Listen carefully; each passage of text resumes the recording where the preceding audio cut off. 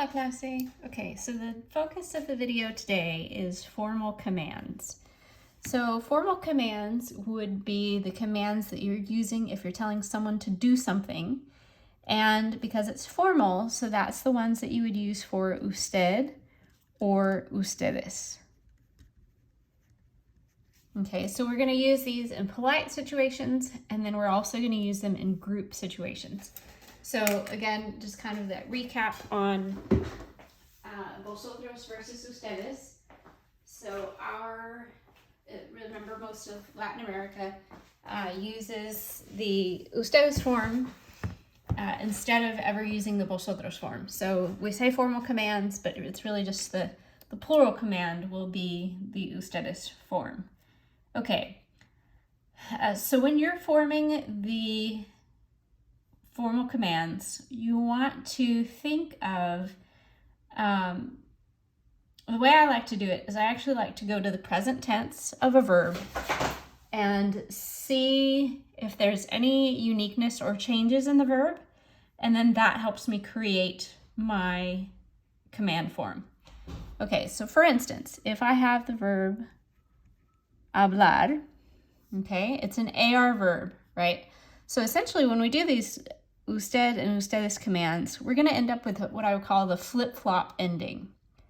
So, but first what I want you to do is I want you to think of hablar, and I want you to think of the yo form present tense, like what we did 1411. So that's hablo, right? So now hablo, or with hablar, it's an easy one. It's just hablo. No spelling changes, nothing strange about it. So now I want to flip-flop basically that ending from what it was. It was an AR verb. Now it's kind of like I want to make it an ER or an IR verb. And so my command form for usted is hable. For ustedes, same idea. I looked at hablar, I looked at hablo, and my command form is hablen. So your endings really still make sense logically, right? For your usted form, it's ending in a vowel. Just now it's the opposite vowel of what you thought. And the ustedes form is still ending in a vowel. It's just kind of that opposite form of what you thought, right? So instead of it ending in an A, now they're ending in an EN. Okay, so that's for AR verbs. So basically for your formal commands, AR verbs will have an E ending for usted and an EN ending for ustedes. Okay, so now let's kind of divide the page here.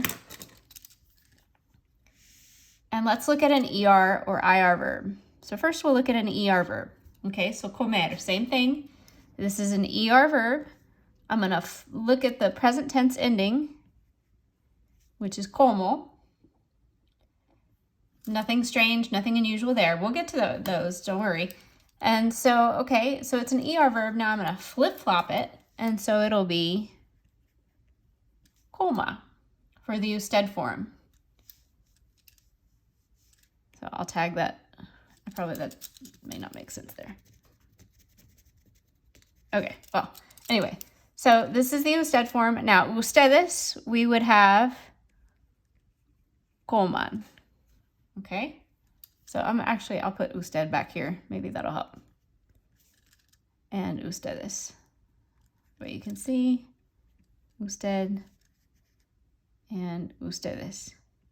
Okay, and so when you're giving a command, typically you're not going to say the subject pronoun in front of it. If you actually wanted to use it, it would actually go behind it. Really, when you do commands, you're not using the subject pronoun very often because you're talking directly to someone and they already know that you're talking to them. Okay, so then ER verbs. And really, I should just add in, so ER and IR verbs, both of these. So the usted form is going to be now an A ending, and the ustedes form is going to be an AN ending. So if you think about what was normal endings for an AR and ER verbs, I think you can feel like they flip-flop, right? From one to the other. Okay. So that's if your verb is normal. And let's do one more example. Let's do an IR verb just so that you can see that I wasn't making stuff up. So let's do the verb vivir. And so vivir, I'm going to look at that yo form. I'm going to think vivo. And then, okay, there's nothing irregular there, so I can just go to flip-flopping my ending. It's an IR verb. I'm going to flip-flop it, so it would be viva. And again, I can put the usted in parentheses here just so you know. And vivan. Okay, there we go. So that's for the regular commands. Okay, now, of course, in Spanish, it's not any fun if we don't add some irregulars to it. So let's add some irregulars. All right, so for instance, one of the verbs that your book does would be volver. Okay, so volver,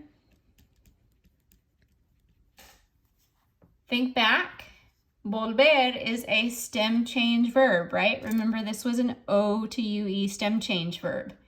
So your present tense for that was vuelvo. Now, because we had that change, the stem change, we're going to keep it. And then we're going to flip-flop that ending. So it's an ER verb. We're going to keep the stem change, and then we're going to flip-flop the ending.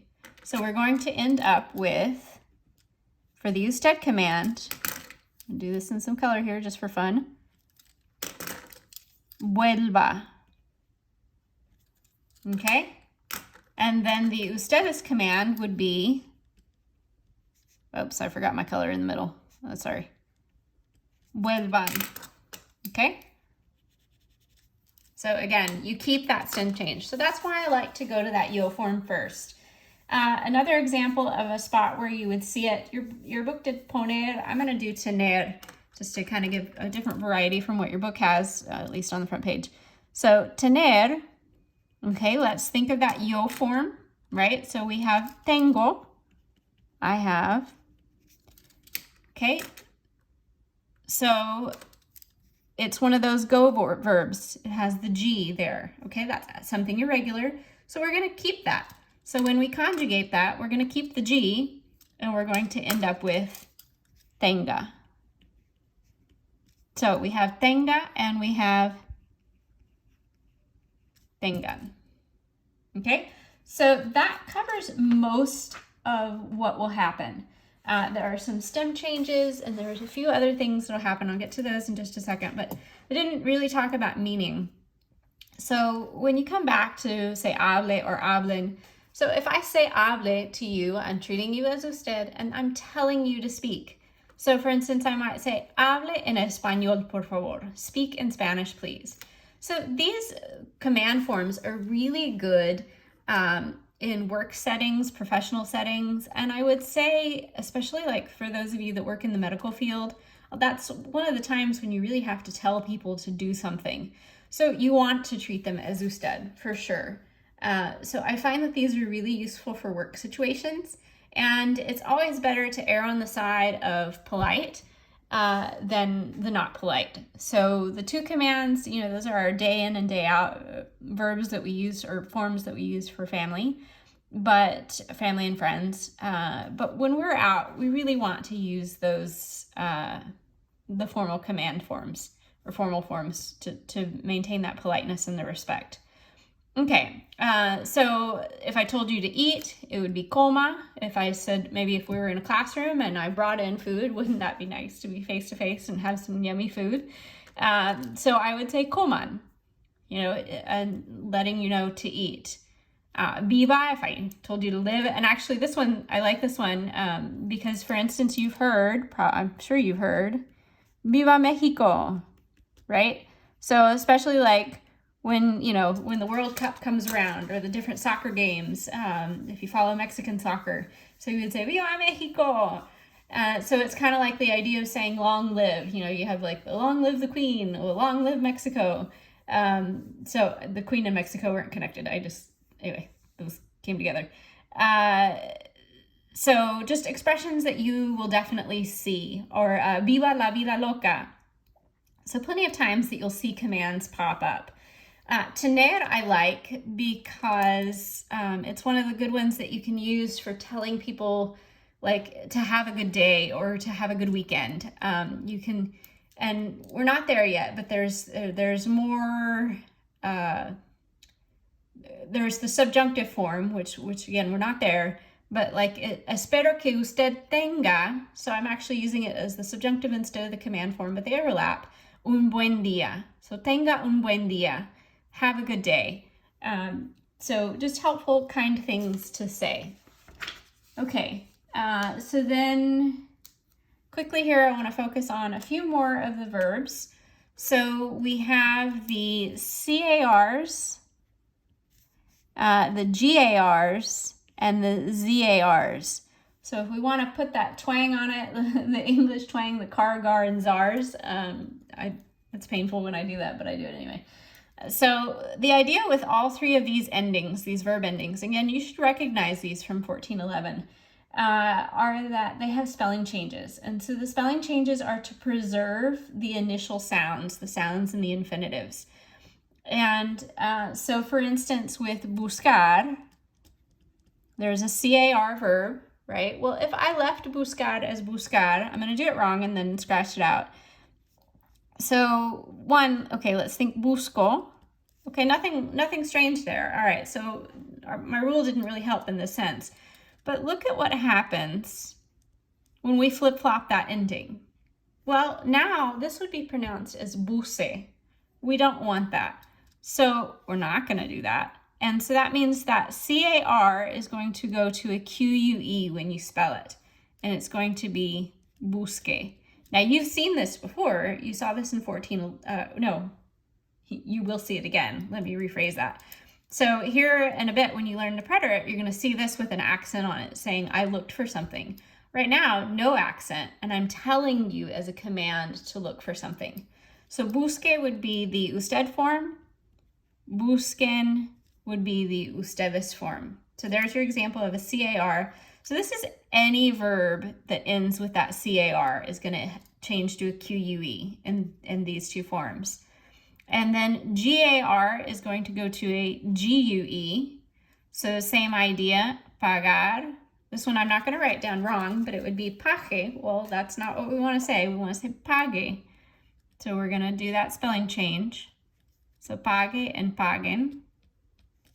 And then almorzar goes to a CE. This one, the pronunciation change is not as apparent to those of us.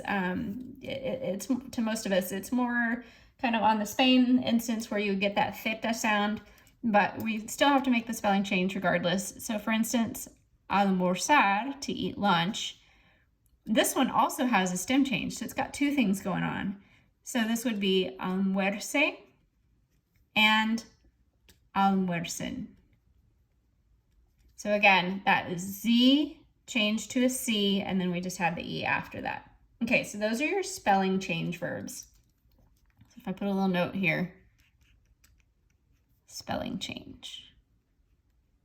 Okay, then in addition, you also have the ones kind of going back to tener, and the book does a pretty good job going through them, so I'm not going to go through them here, but you have your other verbs like tener. So you have salir, venir, oír, hacer, conocer, decir. So all of those, again, watch for that go form because you'll need that. And then you also have a few irregular forms. So your irregulars, for the command forms, you have dar,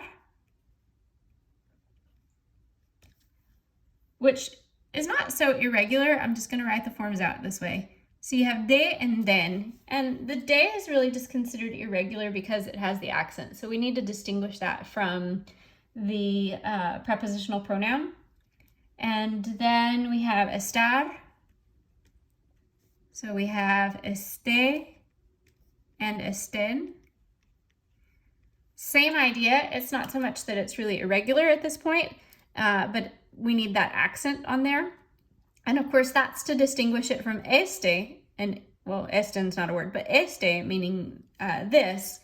So este, you need that accent. Okay, then for ir, we have vaya. I like this one. You can think about those movies, or even like when they're making fun of Spanish movies. So vaya con Dios, go with God. Right before they shoot him in the movie scene, they say vaya con Dios. Okay, and then what am I missing? So vaya and vayan. Saber. Saber takes a little work to remember. We have sepa and sepan.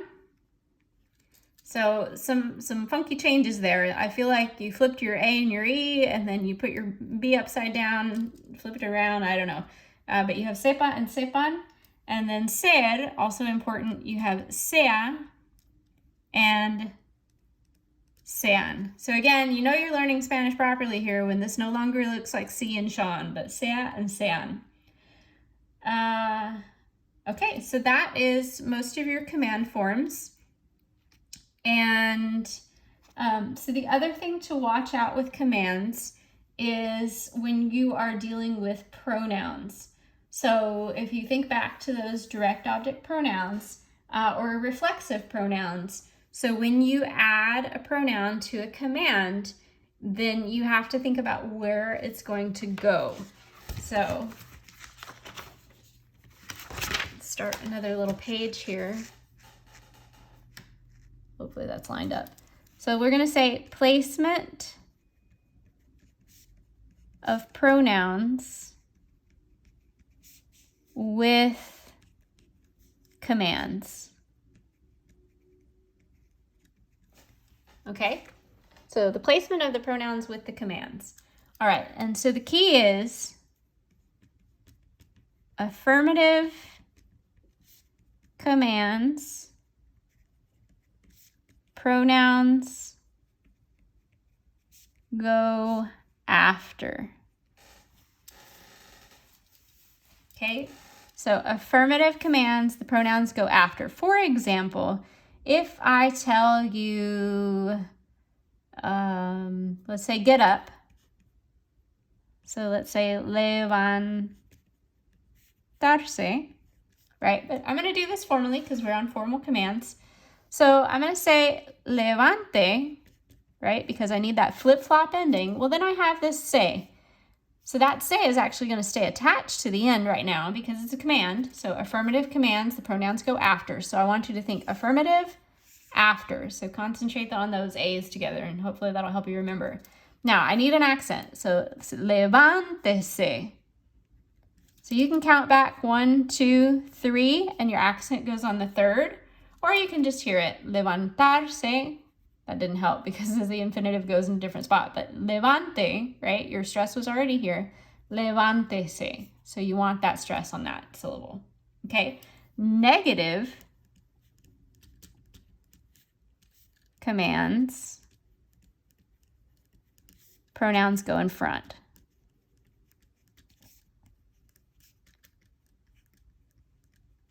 Okay? Negative command, let's say I'm going to tell you don't get up. I would say no se levante. So, and this isn't always. It's not like in those other situations where you have a choice that it goes in front or behind. This isn't always one way or the other. So affirmatives always go after. They're tagged to it. So you've messed with your accent stress, your natural accent rules, and thus you need an accent mark, and in most cases. And then negative commands, they're going to go in front, and you can't break them up. So I'm not going to do it right now, but you may have multiple commands. You may have an indirect and a direct object, but right now you've only covered direct objects and reflexive, so I'm not going to dig into those. Okay, I hope this video helps. I know that commands can be, they're not hard, but it's just tricky because it's kind of messing with your whole world of what you've done already with endings because you're flip-flopping them. Okay, adios.